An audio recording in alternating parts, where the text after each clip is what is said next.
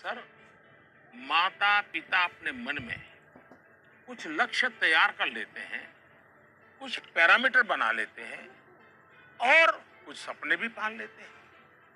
फिर अपने उन सपनों और लक्ष्यों को पूरा करने का बोझ बच्चों पर डाल देते हैं। हम अपने लक्ष्यों के लिए बच्चों को जाने अनजाने में, माफ करना मुझे, मेरा शब्द कहीं कठोर लगेगा, जाने अनजाने में हम बच्चों को इंस्ट्रूमेंट मानने लगते हैं।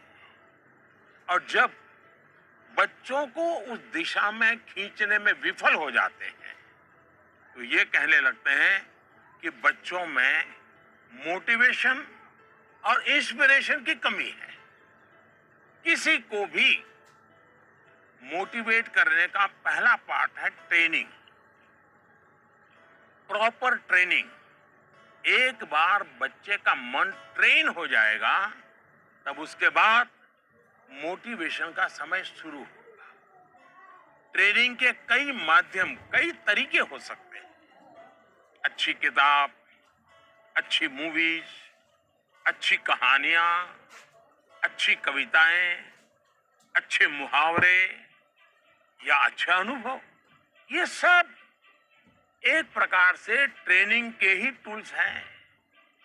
जैसे कि आप चाहते हैं आपका बच्चा सुबह उठ करके पढ़े, आप उसे कहते हैं, बोलते भी हैं, डांटते भी हैं, लेकिन आपको सफलता नहीं मिलती।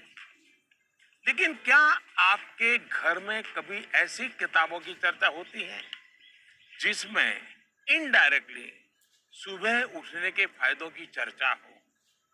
हमारे यहाँ आध्यात्मिक जीवन के लोग ब्रह्म मुहूर्त से ही उनका दिवस प्रारंभ हो जाता है और वो उसी के नॉर्म्स का पालन करते हैं।